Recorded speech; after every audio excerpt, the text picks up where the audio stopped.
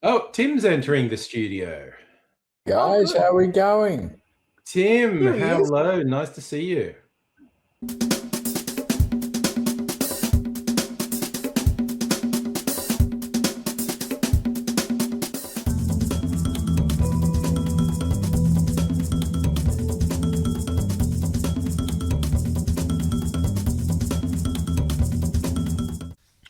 So I've been a fan of the Doug Anthony All Stars since the middle of high school, and I would follow Tim Ferguson's and Paul McDermott's career throughout the 90s with Good News Week and Don't Forget Your Toothbrush and Funky Squad. And in the last 10 years or so, I've been following Tim Ferguson on Twitter. He makes some great, very funny tweets, and I'm always there, being the one of the first people to like him. Anyway, so I sent him one of these videos that we've been doing. It's a whole Laserdisc thing, and he sent one of the most beautiful, supportive replies, and I took that as an opportunity to invite him on the show. Now, he's a massive Star Wars collector, and I thought, hey, seeing he's a Star Wars nerd, and we do, Laserdiscs, maybe there's a connection there somewhere we can meet on. He never got into Laserdisc himself, but we got into some great conversation in this video. Now, you can watch the full version over on the AngryAussie channel. The link's down below. But this is a highlight reel talking about all the different things, some of my favorite parts of the conversation, from Star Wars figurines to polygamy to gay marriage. It went all over the place. So take a look, and if you want to see the full version, just remember, down in the Angry Aussie channel. See you then. Enjoy.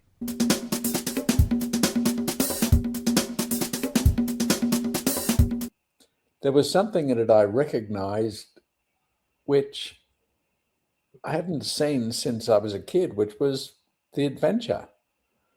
There's a guy who's just like you and me.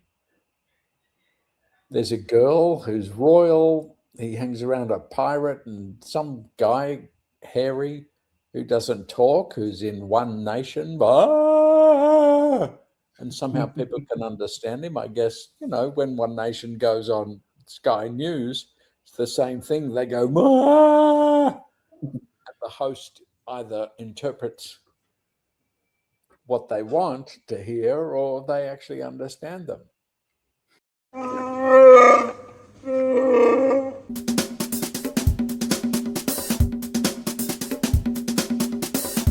Mums are responsible for the greatest toy genocides every year.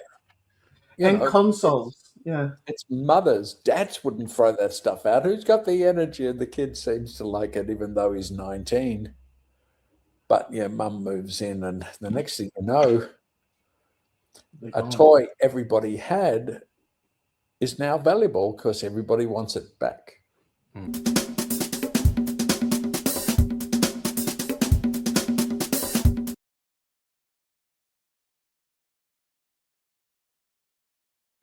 In Star Wars Awakens was just so amazing. She could jump 60 feet in the air.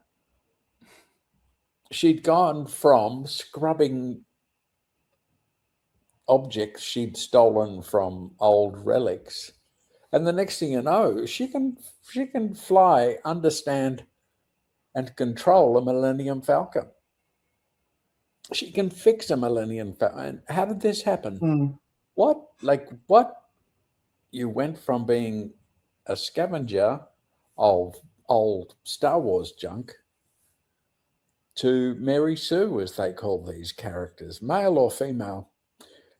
And the political reasons for that happening, of course, were that you can't have a young character having how to operate a lightsaber, which has to be the most dangerous weapon ever invented. You can't have them being mansplained as to how it works. Have some guy, some Obi-Wan say, oh, there's a button on the side. If you press that button, you can't have that. So she wakes up and she can magically dance in the air, do kung fu, everything.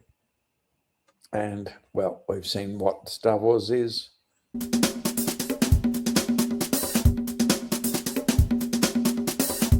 I had a bunch of the little figurines. You were talking about mums throwing out. I literally had a girlfriend give an ultimatum of, I'm not hanging around if you got those things. And I So was, how did you say goodbye to her? no, I was 20 and really horny. And so that they got The given to boys a little couldn't cousin. help you? Yeah, no, that's true. Yeah, bad girlfriend. Where is she now? You know, she's in Centrelink. Haven't seen her in many a decade. Yeah, in Centrelink on her phone, looking at how much you can get for a Star Wars yak face figure. Oh, they've gone up, she thinks. Oh, I'm pretty sure I've seen one of those.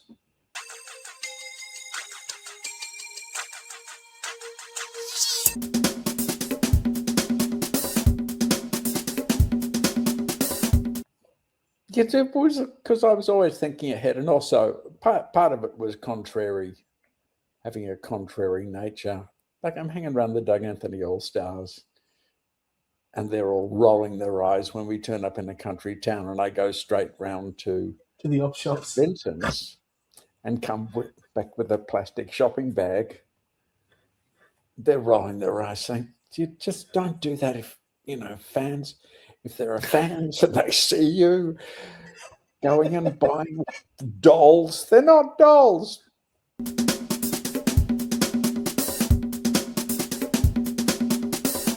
Have you done stuff with ChatGPT?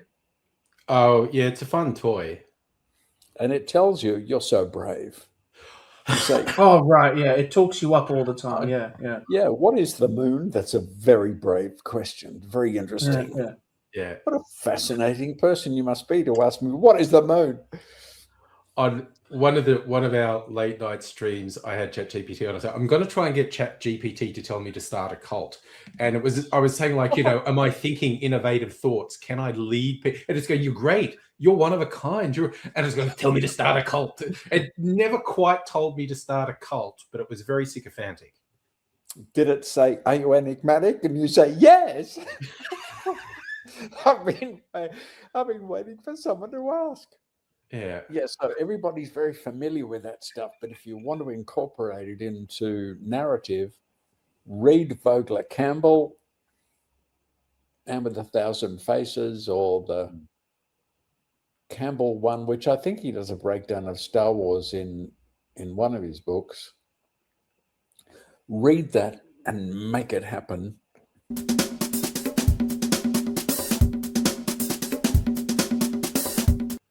Australian comedies, 15 of the top 20 Australian box office hits of all time made in Australia are comedies.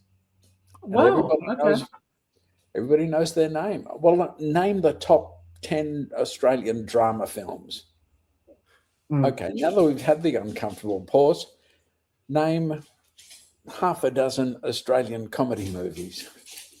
Yeah, you're going to get easy. Dundee, Priscilla, Muriel's Wedding. Strictly Ballroom. They roll off the tongue much more easily. Yeah. Whereas the dramas are dramatic.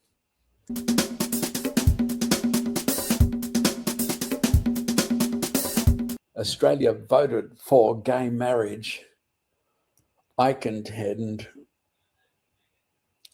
to a great extent because people watched Priscilla, Queen of the Desert, and thought, oh, yeah, no, that's true. It's all right. It's all right. And it was Guy Pearce. And, that guy Zod from Star Wars, they seem happy. Superman, yeah. Yeah. And that's what makes it very powerful without having to speak its name. Because if people are laughing with a bunch of gay guys on a bus, if somebody says, would you mind if these people married each other? And people go, oh, actually, no, that was good fun. Bill Hunter was in that. Sure. Yeah. Yeah. He's a blokey bloke. He's okay with everything. all the marching in the street and banging drums, writing stern articles in newspapers, which Australians don't read. It's a waste of time. But if you want to make a point, you make a funny movie about it, or funny TV show, or even just a TikTok sketch.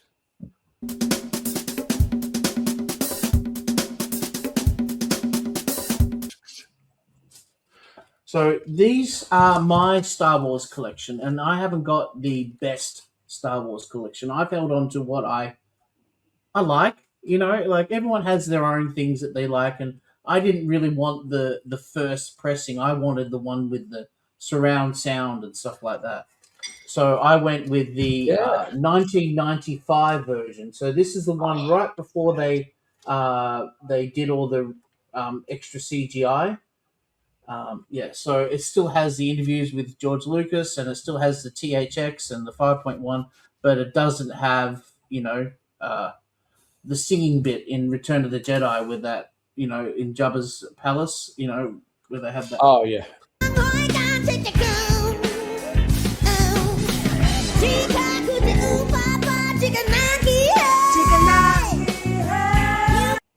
And we don't need that stuff. Song. That is Yeah. gold you're holding up there. That is, oh man, It's really nice though. Yeah, and I really like the matching covers. They look really nice on Laserdisc, and they, if you have a copy and you want to put it up on your wall and stuff, they look really great together, all three of them. Yeah, I love that they're not even calling that A New Hope. That's just Star Wars. Yes, yeah, right. Yeah, and then you've got the old ones as well. Ewok Adventure. Ewok Adventure. Yeah, which was, where they did it for kids, but you can still have fun. From Japan, we've got the making of Return of the Jedi. This is all about the making of all the creatures and stuff like that was done. That is awesome. What's that one? Special effects of The Empire Strikes Back. See, Charlie, even just the object itself is wonderful. Yeah, they look great, don't they?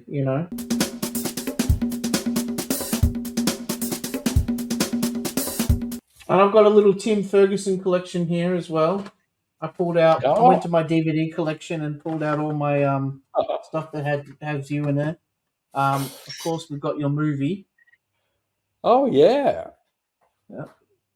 And Morgan just had a baby. Oh, really? Funky Squad. Yeah. I still maintain it was a real TV show, and you don't get any pushback. I love the radio plays. Do you remember how it was a radio play before it became? Yeah, I used to find the radio plays hilarious. The show was great. What I loved with the use of the ads. You had these real life ads in the show. It was so funny. You need Uncle Sam. You need Uncle Sam. Let's get together with the stars right then. In Sydney or Melbourne, in Brisbane or Perth. You spray Uncle Sam, for all that you're worth. Loving connection for fellas and girls. And under your arm is the top of the world. Spray it again, Sam. Arm is the top of the world. No sweat. Yeah, that's the magic of Tom and Santo Chilaro together. Oh yes, yeah. They're just gags. A lot of my comedy influences come from the Late Show and stuff like that since I was a kid. Yeah. Still geniuses, utopias. Yeah. The best takedown of Australian bureaucracy. Yeah, they were brilliant in so many different projects as well, from the dish to the castle. Yeah. Any questions for Ben? Of Utopia? Like, there's so many great projects they did. Yeah, and there are 4 of them, and they've worked together all this time. It's quite extraordinary. It's kind of a creative comedy polyamory. And you held up Das Kapital, which is apart from one kids show. There it is. Apart from one kids show, Australia's only science fiction comedy. poor cousin Valmay. There she is, when she was young, now a cripple. Oh, we tried everything with that poor girl, you know. One day we decided to go do a bit of a faith healing session at St. Ethel of the Tragic Warts, where Brother Gregory of the long shorts and long white socks presided. Anyway, we wheeled her up with her calipers, and she had a neck brace to stop her head from falling over. She was in a wheelchair, and of course she had terrible dysentery that week. And to top it all off, she had a head cold, which is very difficult if you don't have any facial features. Anyway, so we wheeled her up to Brother Gregory, lays hands on her and says, "What ails you, my child?" And she looks up through her calipers and says, "What do you bloody reckon?" Finally, Dad gave up. Said, "Bugger it, let's go home." Put Balmain over his shoulder and took her back. There she was, still had a neck brace, still had a dysentery, but that head cold, it had cleared right up. Bullshit! It's the truth! Bullshit, mate! It's the truth, Paul. Bullshit! But yeah, we wanted to make a science fiction that was political because of Francis Fukuyama saying that history was going to come to an end. The world was going to be made of happy democracies. It was an article he wrote in Time magazine. Everybody thought, oh, wow, isn't that wonderful? And we thought, well, taken to its logical conclusion, you're going to have to get everything good and put it somewhere safe. And away it went. But yeah, there is... Das Kapital is certainly the second series is... That's the one in space. Mm. Yeah, that's where the submarine gets blown into space and we're all still alive. We were very lucky to have an extraordinary design team, which is now removed from the ABC, but we had animators, designers. We have to make it look like a spaceship. Oh, and it was edited so well. I love the editing in that show. It's so fast and zany and just, it connects so well with your humor. And we had a roof in the studio, a parachute, which goes against all safety, I'm sure, because it's a parachute just above the lights. Okay, well, I think we're all sorted. But it meant that we were in a TV studio, multicam studio, that actually seemed to have a roof. No one had done that before. So it was all about doing whatever people have done before. Let's try something else.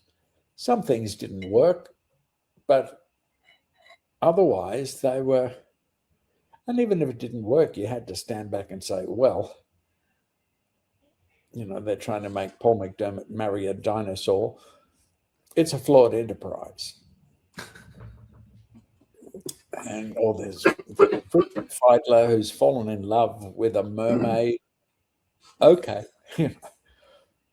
But it would be great to see more stuff, which is trying stuff designed to be completely new, but I'm not sure. So what did you think of Tenacious D? Yeah, Tenacious D. I felt like they kind of picked up where you guys left off a bit, in a sense. Yeah. You know? And their songs are funny and And the movie's pretty good too. Yep. And they've just, in fact, some of their songs are hilarious. So it's a similar, I think a similar way of looking at the possibilities and saying, no, we want more. Whereas trying to play it safe doesn't really get you too far because it's what everybody else is doing. So you need to take that extra step into the dark and ask the question, what do we do next? Well, let's put the submarine into space. Has that been done before? No. Okay, that'll do. And if it's good timing and, and luck plays a lot of it, but also, we had some great people working on a show like that, you can get away with it. And then you can do another series and get away with that too.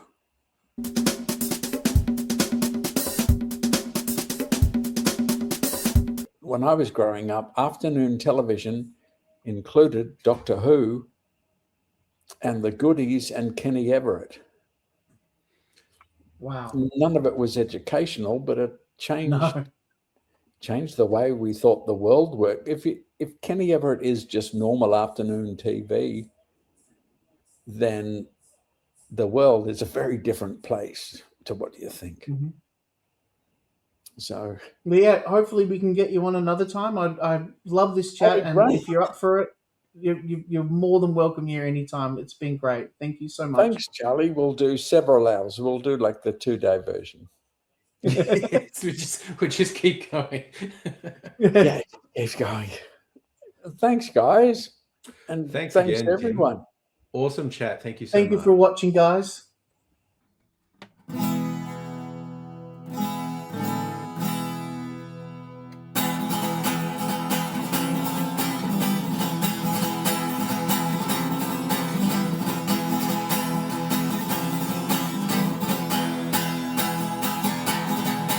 Oh, Tim, well, there you go.